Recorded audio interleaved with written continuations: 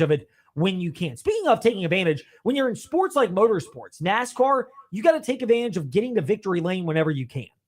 And Denny Hamlin, 55 at Martinsville a couple of weeks ago, 56 at Darlington this past week in a much different manner. But it's worth getting into the weeds on this because it brings up a part about NASCAR that, I mean, look, this is a sport where, most of our listeners may know about NASCAR and care about it, but you're not going to have the depth of our own Trey Lyle, who's part of the Front Stretch Happy Hour podcast, 7:30 p.m. each evening and wherever you listen to podcasts. And, of course, many of the colleagues who join Trey and us here in the Fast Lane. But it's a chance to get into the weeds to explain that victory in one of the unsung but now highlighted parts of what transpired, which is pretty cool. The haters say we get into the weeds. They may even say we get into the weed. Smoke weed every day. Nah, we love getting into the weeds to discuss some cool sports details here in the Fast Lane. So, by the way, Philip, so you're a former college football player, and we're fortunate to have you interning with us here at the Virginia Talk Radio Network. And, over time, you'll decide if you want to go further in this, racket and, whether you can handle the shenanigans that it takes to be in sports media. But you're getting your feet wet here, and we're fortunate to have you. If someone ever approached you and said, hey, Philip, you were an offensive lineman at Liberty University. You've got the size, you got the raw strength out there. Now that you run more regularly, you've got the endurance and, oh, by the way, the agility. Would you ever want to be a pit crew member in NASCAR? Your reaction would be what? It would definitely be something I would not think of prior to that conversation. But I've probably watched enough NASCAR to be like, oh, what an opportunity here. But I would, of course, go in naively thinking, oh, just moving the tires, going to take my time, just fix everything up. But it'd definitely be surprised, but I'm all for it. I don't know. The reason I asked that, though, is because we had Chad Canals, 7-time NASCAR Cup champion crew chief, arguably one of the best ever to be a crew chief in NASCAR. He's now the VP of competition at Hendrick Motorsports. And it's up, Fast Lane, Ed Lane, where you listen to podcasts. The interview with him a couple of weeks ago, but he was talking about the Hendrick boot camp they have to get former college athletes, including football players, a chance to determine whether they're pit crew members. That was highlighted even more last week with Joe Gibbs Racing and some features that were done on some of their crew members. Going back to Hendrick, Dion Williams, who was with us in the Fast Lane years ago, back when he was a tire carrier for the number 5 team for Hendrick Motorsports before Kyle Larson, back when it was Mark Martin and Casey Kane in that group. He's a former Wake Forest football player. They've gone this route before, and it was really cool to see that the win for Denny Hamlin was determined on pit road, and afterwards, Joe Gibbs Racing took it as an opportunity to highlight the investment that's made in the pit crews in NASCAR and how back in the day it may have been Bubba from the auto repair shop. I'm getting real stereotypical here, but Bubba the redneck who had like 5 teeth and maybe a straw hat and had maybe even a piece of straw or a wad of dip in his teeth. I am playing up the stereotype, but there were people like that on pit road back in the day. Go to a NASCAR race now. Again, we're blessed to be able to go on pit road, but going on pit road now, and I've noticed this for the last decade and a half, and we probably need to get Steve Post of the Motor Racing Network on because he's been on pit road and seen this evolution over multiple decades. But it's evolved to such a different science being on pit road. And Joe Gibbs had this to say after Denny Hamlin, his driver, won at Darlington this past weekend about the value and the investment that they're clearly placing on pit road. We made a decision when Coy, all the way back when Coy was running the show, he and Matt, and they made a decision to go with young athletes. The problem with that is it takes a while, conditioning, working with them, and you miss some of the veteran leadership. But I think this group over the last 2 years has really worked hard. It's a big deal in our sport. And so we put a lot of emphasis on it, and we're just thankful we got the guys we got there. I think we had a good day on pit road, period, today with all 4 of our cars. Joe Gibbs, clearly they've invested in it. They've got a very good pit crew. They and Hendrick, it's part of the reason why they've performed well. I know Joe Gibbs won on pit road, and people will point to William Byron and the fact that he had the dominant car and that they lost. But, Hendrick's still a very good team. When they won their championship with Kyle Larson at Phoenix, as dominant as Larson had of his season in 2021, winning 10 races, it was on the brink until they executed on pit road late at Phoenix and had the money stop for the money team, for Young Money, as Kyle Larson is known, to get the victory.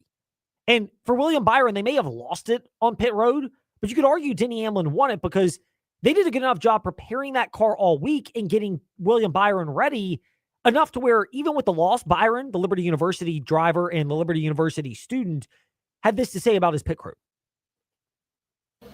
First off, team did a great job, great car. We just needed control of the race there under green, and we lost that with the sequence. The 45 went really short, and we lost a few spots under the green flag sequence, and that was the difference. So we had a good decent run that time. The 20 did a good job kind of air blocking and just kind of keeping us behind, and it took me a long time to get by him, and then had a great pit stop there at the very end, and was able to line up on the second row. Just need the front row to have a shot to win here. So just it sucks. It'll sting to be this close, but at the same time, it's like, man, really proud of that effort by our whole team. It shows what we're made of, and hopefully a lot more of that to come. They had the lead early, as William Byron noted to frontstretch.com after the race. And the Liberty University driver and student had a chance. They fell back. Pit crew got them up. A really good pit stop. Not an elite, not a winning pit stop, which is what Denny Hamlin had. But that's how the margins are that thin and why former athletes are recruited to be on pit road now. The amount of attention to detail that's paid to that, not that there wasn't previously, but the expectation on pit road has changed so much. And again, this is a topic we don't have a chance to broach this week in the Fast Lane because we go for a half hour tomorrow. We'll have Paul Stone previewing the Masters Pro Handicapper, and then a short show Thursday, and then Friday we'll have our weekly Front Stretch chat plus Bud Foster on the Virginia Tech spring football game. So we're loaded up the rest of this week, and after today, it's all short shows. But it's a topic that, again, we'll get into the weeds later because this is going to be a big story. But in this day and age in NASCAR, just for contextual purposes, the cars are largely the same with the next-gen car. There's not a lot of room.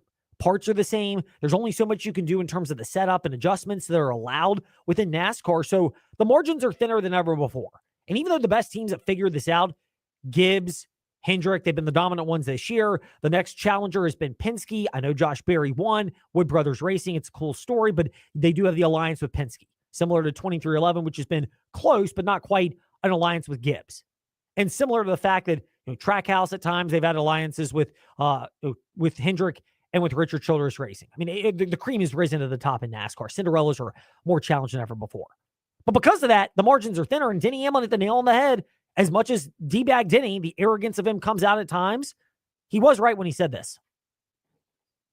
When the field is separated by nothing, and you can turn a 20th place car into a top 5 car by just placing it up front, well, the pit crew has a role in that, right? They just keep chipping away a little bit all day long, and next thing you know, they've helped the driver, they've helped the team make that car faster. So, they have such a crucial role in all this, and a lot of it is it's been more crucial in the next gen era than it was in the previous generation car because of how tight things are.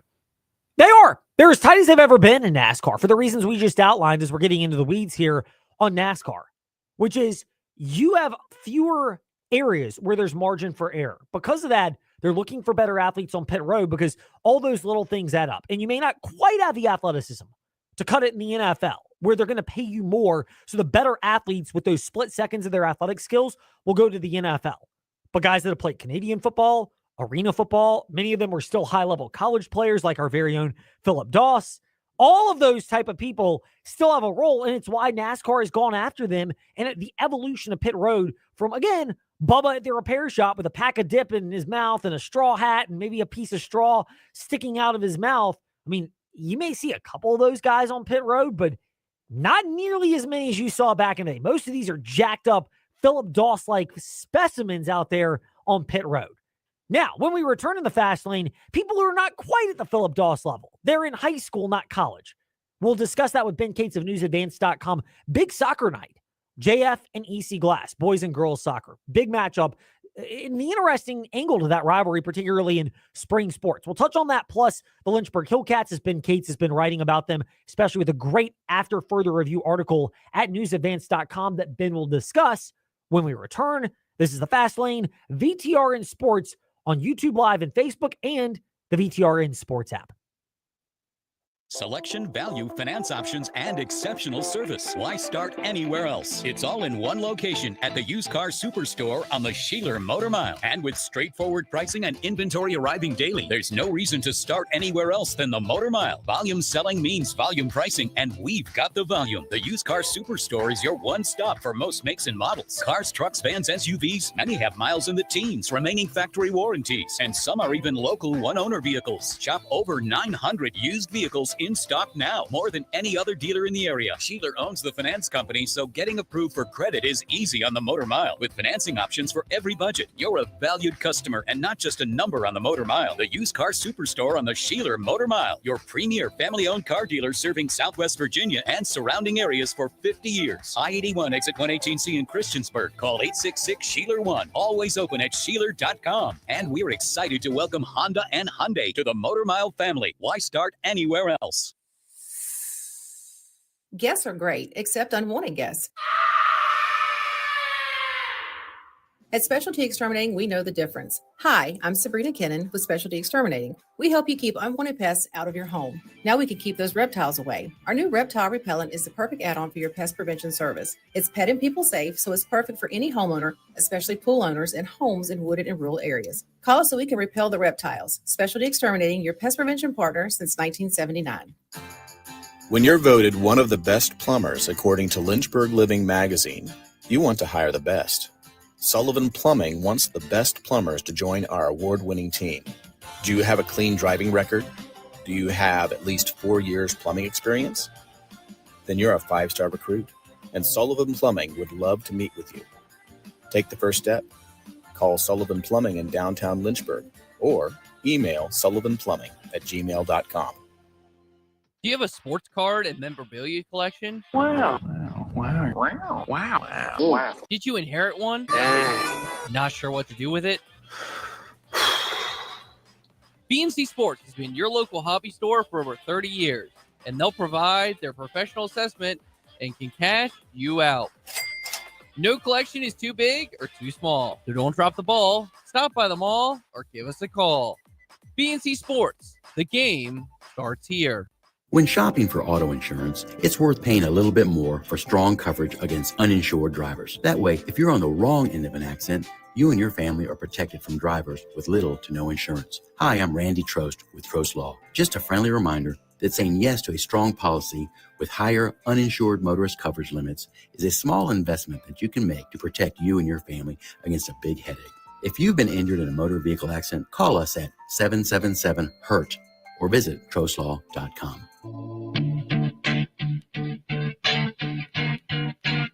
Step into the fast lane 24/7 at Trey Lyle VT and Fast Lane Ed Lane on Facebook, Twitter, Instagram, YouTube, and wherever you listen to podcasts. Now, back to the fast lane. So there are different levels of rivalries when it comes to local sports, and we get a chance to get an interesting angle with Ben Cates of NewsAdvance.com. Everybody knows about the Jug Bowl between Heritage and EC Glass when they get ready to square off regularly in the battle for the Lynchburg City supremacy. People are also familiar with JF and Brookville as another big rivalry, but one that's kind of under the radar, and it seems like it's more one of those rivalries, I would say kind of on par with like Alabama LSU back in the day, which was Alabama and LSU were not natural rivals. That's Alabama and Auburn, obviously. But Alabama LSU was born out of the fact in football that they were both so good for so long and contended for national titles. And I get there's a little bit of a different dynamic because of Nick Saban, former LSU, than at Alabama. But ride with me on this. They're both good, and that's the reason why. And you have some of those in sports where the rivalry is more based on the fact that the teams are consistently good. For decades, Bills-Chiefs is not a big rivalry in the NFL. It's become one because they're both really good in the NFL. 49ers-Eagles, not necessarily a natural rivalry, but it's become one because they're both really good. So it's an interesting opportunity to get some perspective on this from a man who has spent many years covering local sports for NewsAdvance.com, Ben Cates, generous enough to hang out with us today in the Fast Lane. Ben, welcome back in. We always love catching up with you. JF and Glass, they're playing in soccer this week, boys and girls soccer this evening. Big early season test for both of these teams. it's a rivalry. How much of it, though, is the fact that consistently when you think soccer in the area, you think JF and Glass. So maybe it's not the battle for Hill City supremacy as much as it is the fact that these are two programs that are consistently good, and therefore there's got to be intensity if you want to have a chance to get a victory. Yeah, absolutely. Thanks for having me, Ed. I'm glad to be with you. It's always an interesting rivalry when we talk about these two teams. When you get into spring, there are always some interesting ones, and this is certainly one that we like to put on the calendar. And there have been kind of the rise of other teams. I think LCA a few years ago was really good. Heritage a couple years ago was really good in the Seminole District. But you've got those two mainstays in JF and Glass that always match up really well together. Kids, for the most part, have been playing soccer for a long time, so they're very seasoned.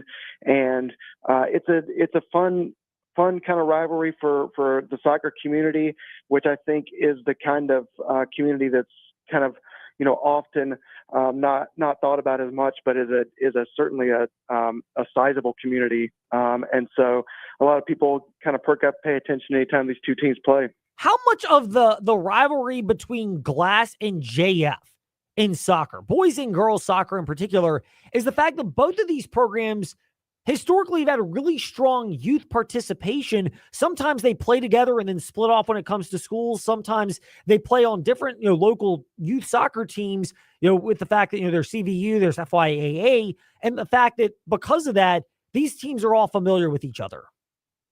Yeah, absolutely. And you just hit on both the big ones, Forest Youth Athletic Association, and then CVU as well. Both of those kids really come from both of those organizations, and they often, play sometimes on the same team, and in the off season as well. And so they know each other really well. They know each other's tendencies a lot.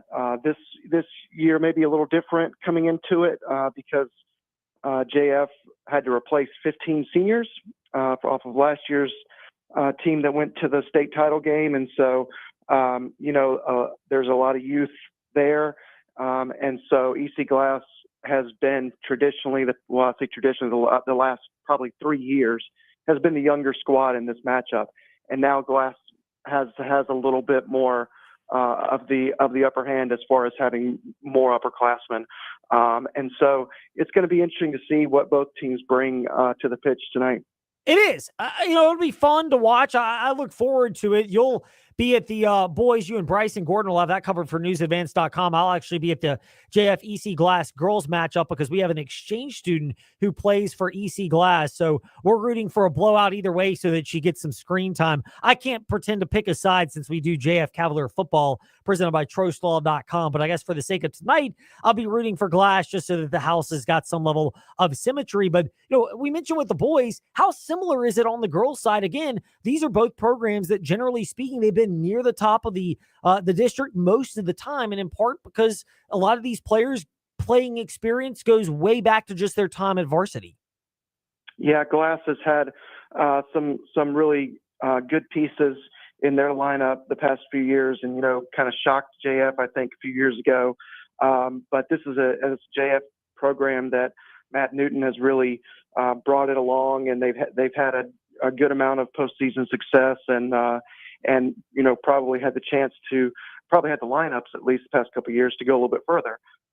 But just a very seasoned program, and when you get those two teams together, really good technical aspects of the game on the girls and the boys side. Yeah, those are part of what you will get in a matchup like this tonight is the technical side of things. You get great technical analysis. It's technically very good at newsadvance.com, as Ben Cates traditionally drops that with us here. Ben, shifting over from soccer to baseball and softball, just a discussion that popped up today. I was having lunch with a group of folks, and we were talking about just the general nature of this area. Baseball and softball in particular. We were talking about baseball. Seminole District is great of a baseball league as it is. Can you find an area that collectively has more great softball programs, not just in the Seminole District, and we've seen players come out of this district and go to big-time colleges, but even throughout the area, including the Dogwood District?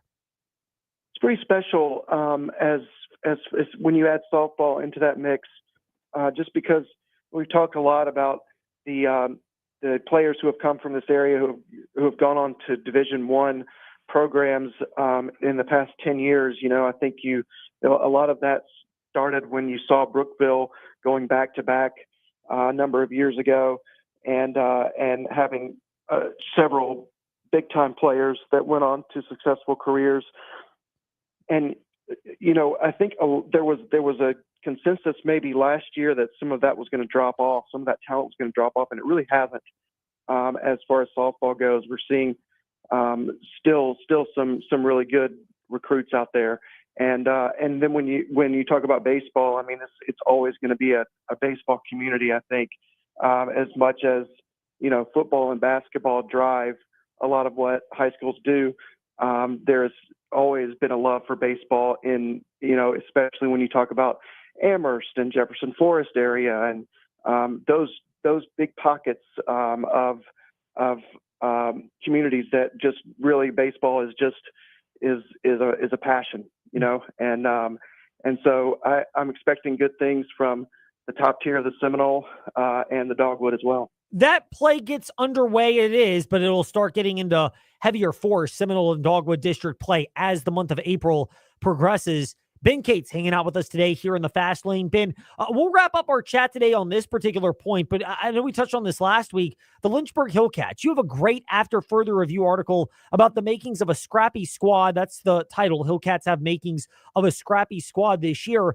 How much of this verifies the fact that, manager Jordan Smith has come up with, a good way to help instill the Cleveland Indians, which is they're a team that's routinely challenging in the AL Central and Major League Baseball. And they've got good pieces. They made the postseason regularly, but a lot of that franchise's identity seems like it's fallen down to the Lynchburg Hillcats the last couple of years. And as you mentioned, looks like it's in store for again this season.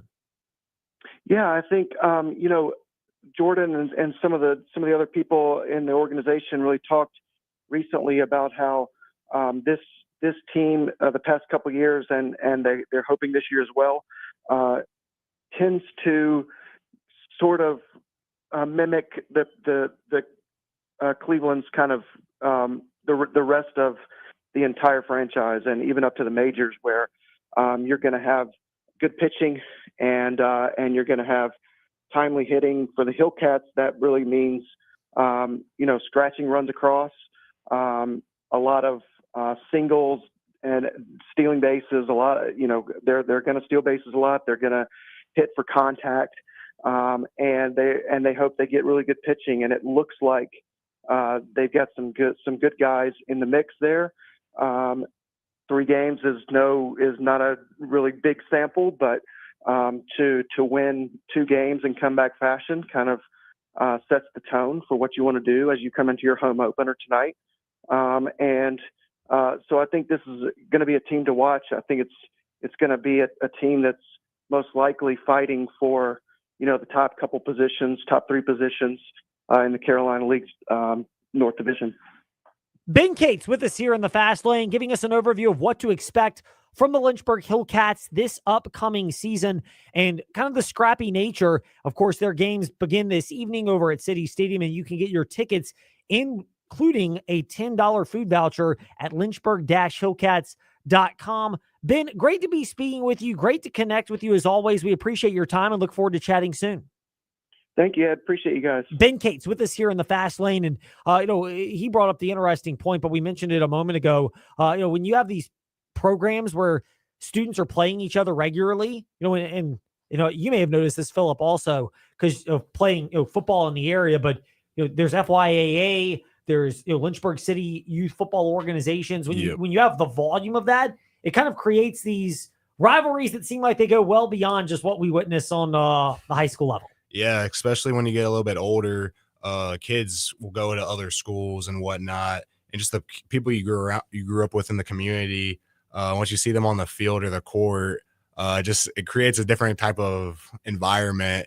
And I know a lot of people say you might kind of want a brother-in-law it, whatnot, stuff like that. But for me, I was like, I want to see how far I can push my friend in the dirt, and then we can laugh about after the game. So it definitely creates a different type of dynamic.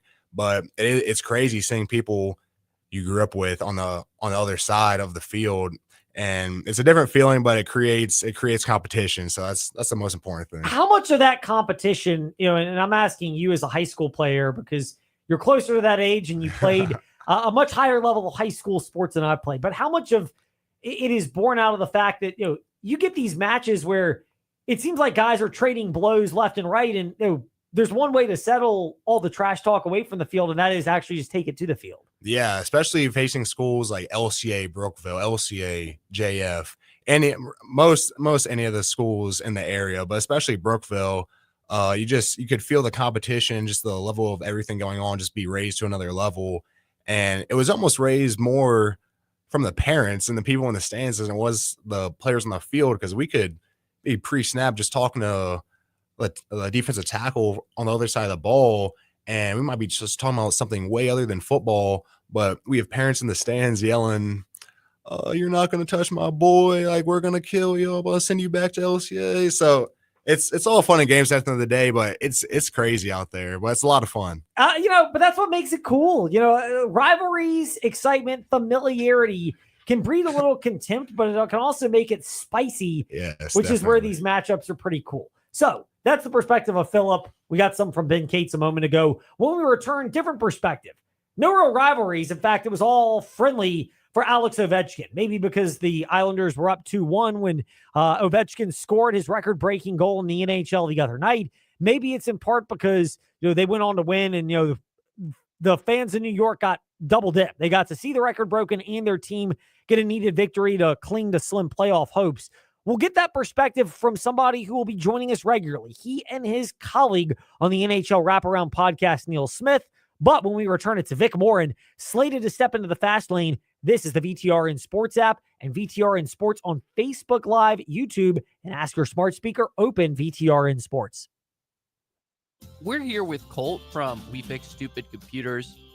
Colt, to go along with your residential or individual walk-in services that you offer, you also do a lot of business IT support. How about you discuss that, and what specifically do you do to help businesses in the area? We see a lot of that. Small to medium-sized businesses, they still have their IT projects. They still need resources to help them within their office and for remote users.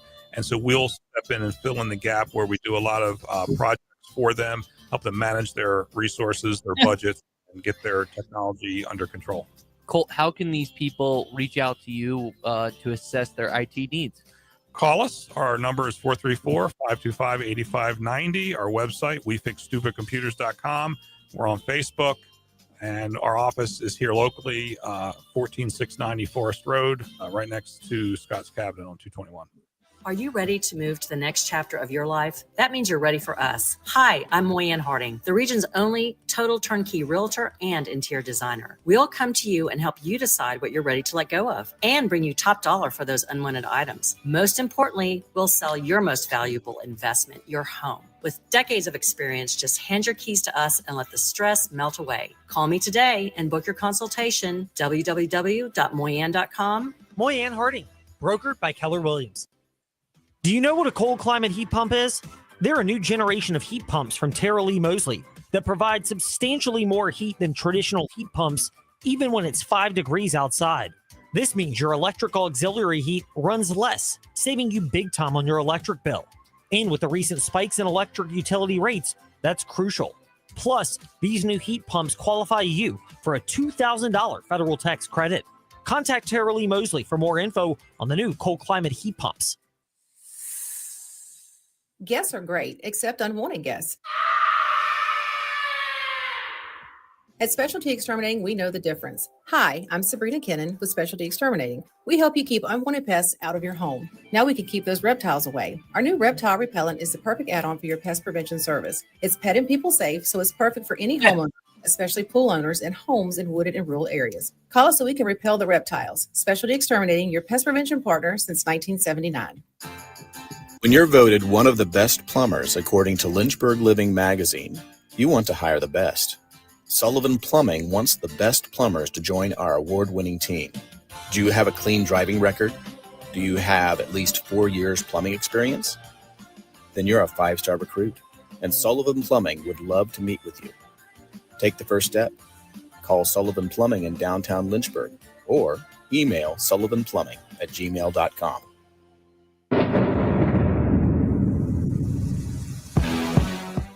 Step into the fast lane 24/7 at Trey Lyle VT and Fast Lane Ed Lane on Facebook, Twitter, Instagram, YouTube, and wherever you listen to podcasts. Now, back to the fast lane. By no means in the fast lane are we ever endorsing people consuming foreign substances, and especially if you're ever going to operate a motor vehicle, because nobody needs to call Trost Law at 777-HURT if you can avoid it. But if people out there are doing that and you're the victim of an auto accident, they will help. They've been serving our community. Trost Law, they have. Since 1982, over 4 decades of serving our community, and combined even more decades worth of experience at Trost Law. So if you're in that unfortunate spot where somebody has been consuming things they shouldn't, that's the case. The reason we bring that up, of course, is you might think you're tripping as we welcome you back into the fast lane, because that rejoined voice you heard just so happens to be the voice of our next guest. He's the co-host with Stanley Cup champion GM and president of the New York Rangers in 1994, Neil Smith, co-host of the NHL Wraparound podcast. He had many great thoughts that he shared and gave us more with the interview with the broadcaster for the Capitals, Craig Laughlin, in the most recent NHL Wraparound podcast. Vic Morin joins us today here in the Fast Lane. Vic, great to be speaking with you. First of all, my condolences that you have to watch my ugly face here in the Fast Lane. We appreciate your time, and you had a great podcast to recap the Alex Ovechkin night, which conveniently answered the question when I saw him taking off his jersey after scoring .895. What's happening to that? Apparently it's going into his house shrine, because Craig Laughlin kind of dished on that being a thing of Alex Ovechkin's when he joined you and Neil on the Wraparound podcast a couple of days ago. I was just amazed at how much info we got that I don't think many of the fans really knew. And we covered so many different dimensions in that interview. And you got to remember that we started with Laughlin's health with his recent heart surgery. And so to then go into everything about the chase, about setting the record, about what it means beyond the NHL and what's next for Ovi, it was a really fulfilling show for us. We have had so many great guests, and Neil and Craig know each other a long time, and we were kind of in a little bit of a quandary on Sunday because we wanted to make sure that that goal happened before we even made the ask. And Craig was so gracious to join us, and we got so much out of that show. And of course, once we learned that he had actually used 6 jerseys in that game, we actually did a little piece on what the authentication process was, and that you have to have an independent person in there in order to actually authenticate the material for the NHL. And that's what happened. 6 different jerseys. Is that normal for him, or is this more the fact that he wants one for his collection? The NHL, the Hockey Hall of Fame is going to want one. Obviously, the Capitals will probably want one, and I'm sure some other folks out there may want a piece of history as well with that. I think that's exactly what it was, but he did say that the one jersey he was going to keep was the one that I believe he scored it in, and he had Tom Wilson and Dylan Strome sign it because they got the assists on that goal. And just to that end, Ed, I put something up on Twitter on our account, and it said it's pretty ironic that the primary assists on Ovi's goal and on Gretzky's goal in 1994 to break Gordie Howe's mark at that time were both by tough men of their era. Tom Wilson of the Caps now and Marty McSorley back in 94.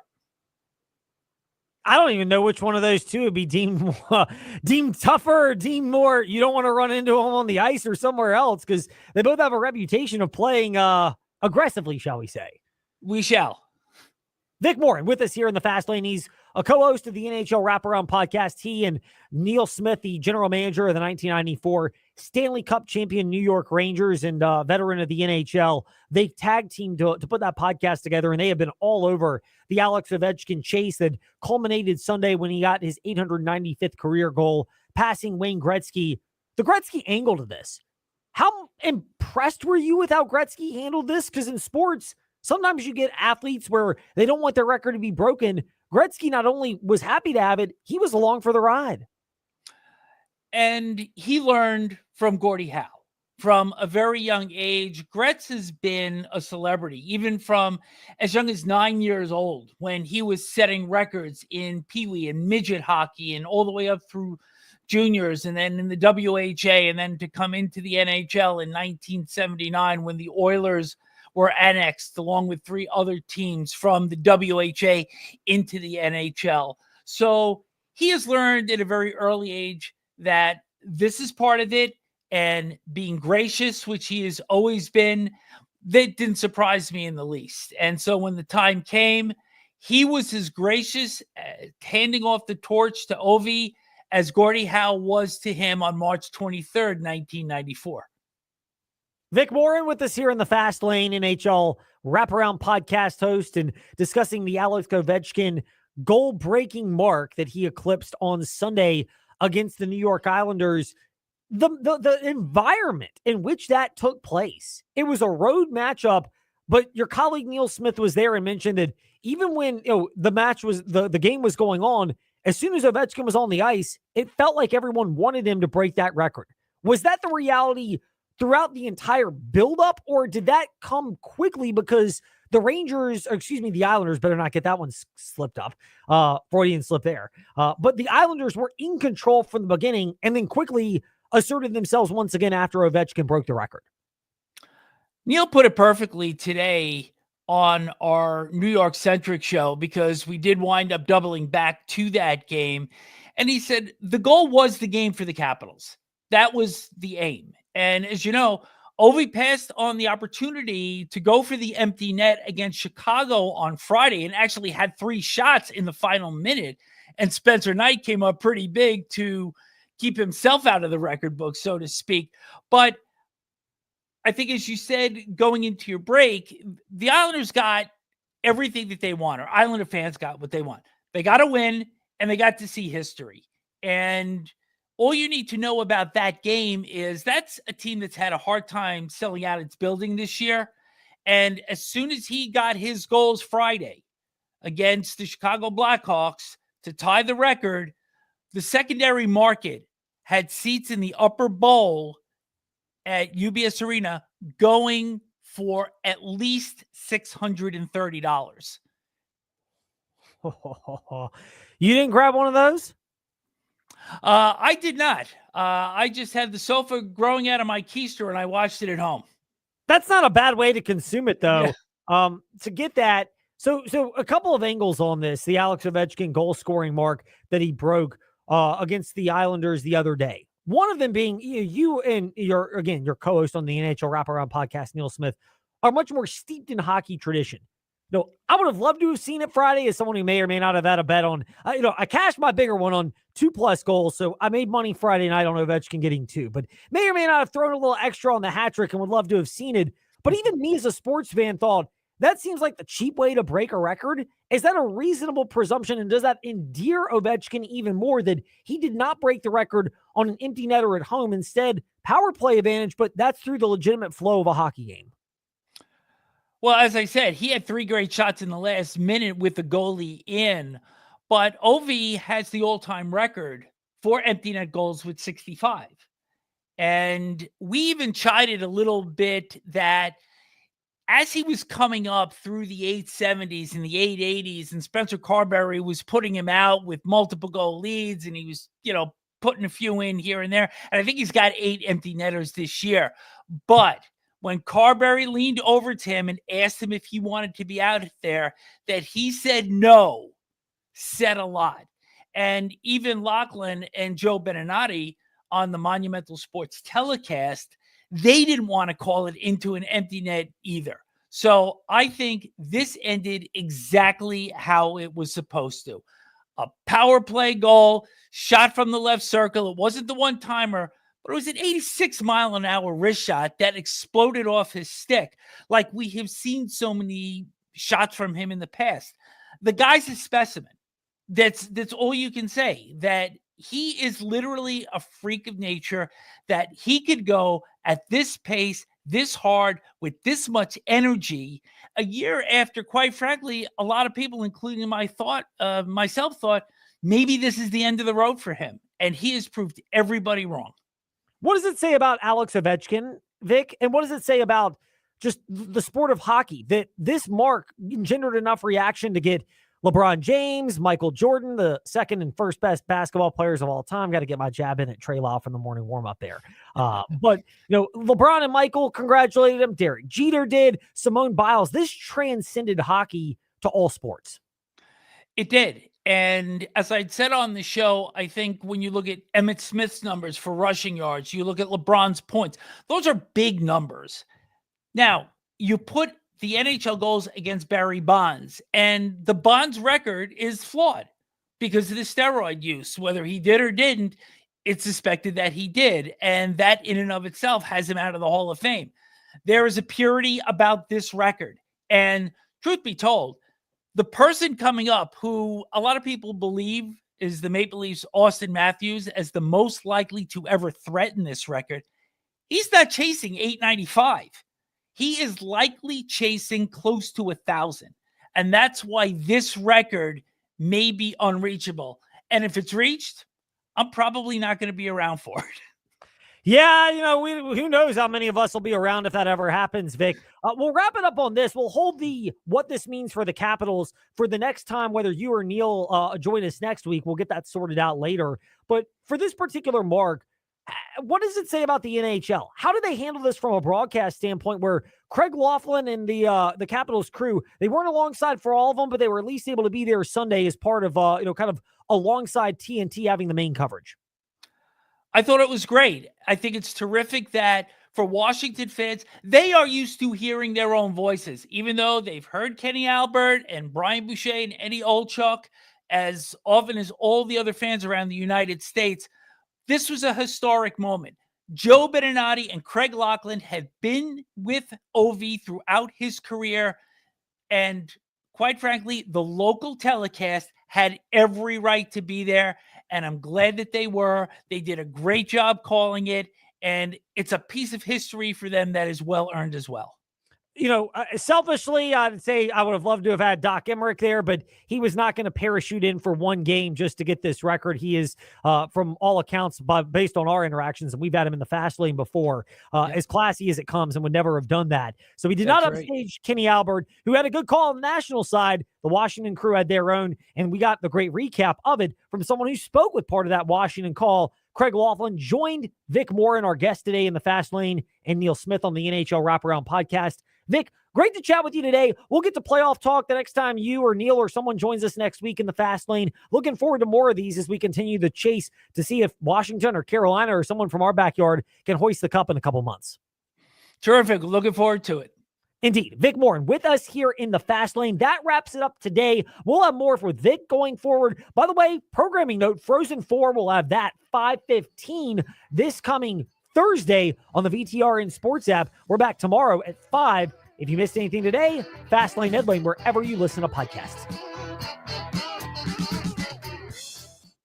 Thanks for listening to the Fast Lane on VTR in Sports, 93.3 FM, W227 BG Timberlake, and 1320 AM, WVGM Lynchburg. This is VSiN, the Sports Betting Network.